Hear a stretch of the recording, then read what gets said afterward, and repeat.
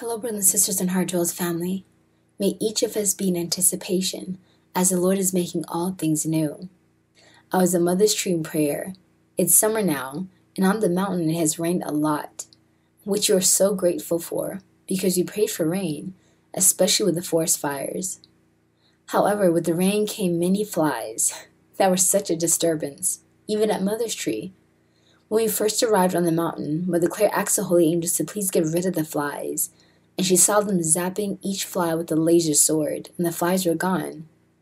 The day before, I got so frustrated, I rebuked the flies and told them this was sacred ground and they had to leave, and asked the holy angels to please zap them again.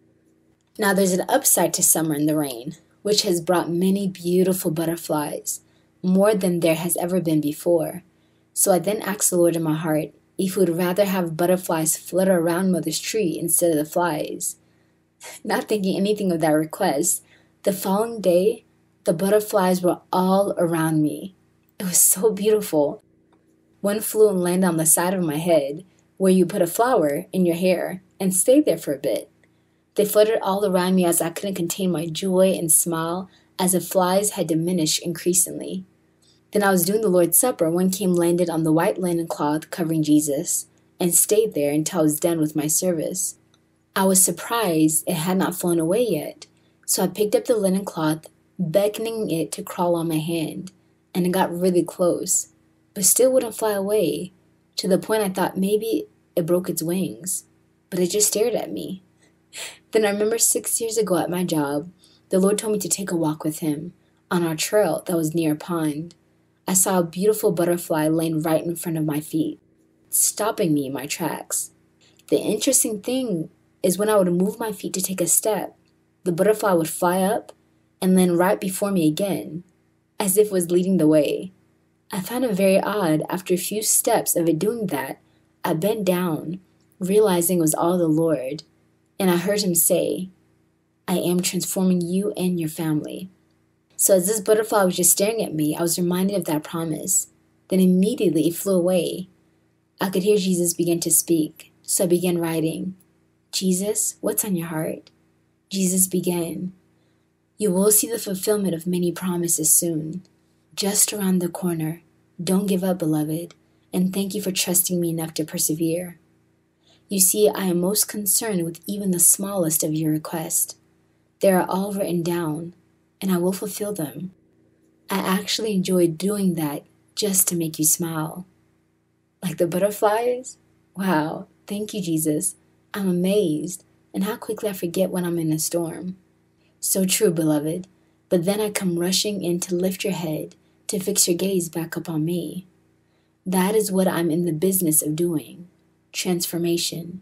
Bringing transformation to all things, making beauty from ashes, rebuilding what seems to be ruined, and turning hearts that once used to be hardened back to me.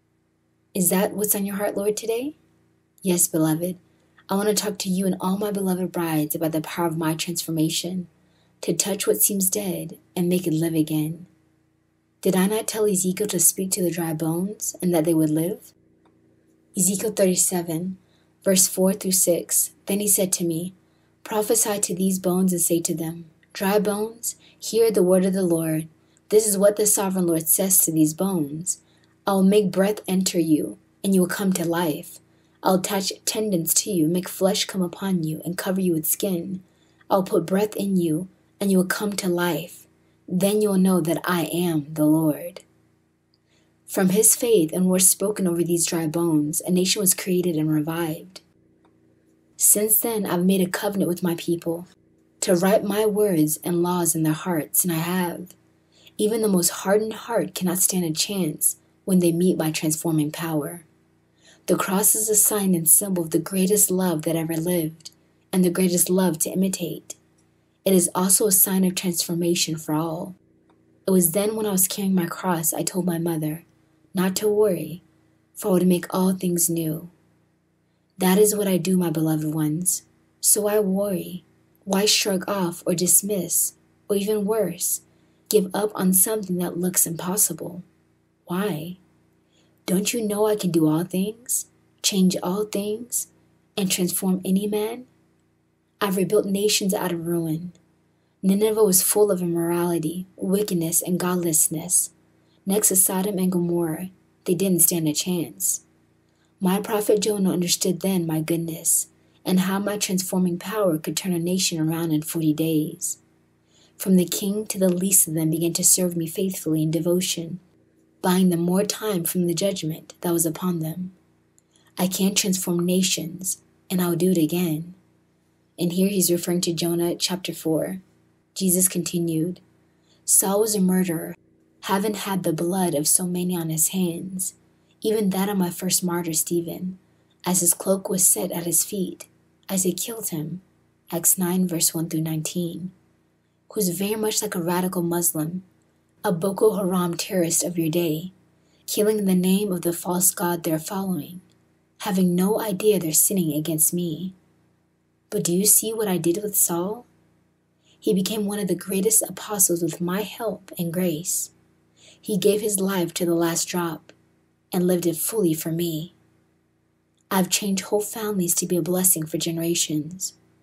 Rahab's father was a thief and wasn't around.